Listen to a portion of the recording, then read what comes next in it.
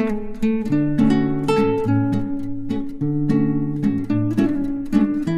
Back to my channel. ఇస్ 10th class social economics text బుక్లో chapter 3 money and క్రెడిట్లో double coincidence అంటే ఏంటో తెలుసుకుందాం.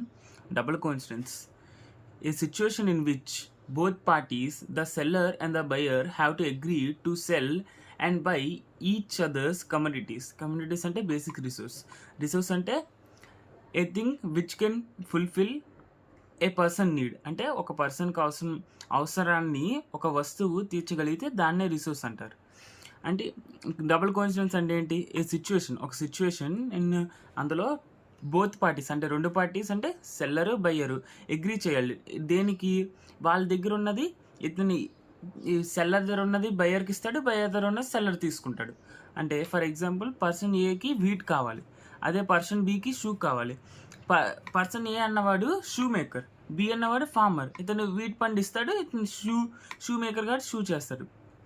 ఇతను వీట్ కోసం షూని పర్సన్ బికి ఇస్తాడు, అలాగే పర్సన్ బి షూ కోసం వీట్ని పర్సన్ ఏకి వస్తారు. దీన్నే డబుల్ కోఇన్సిడెన్స్ అంటారు.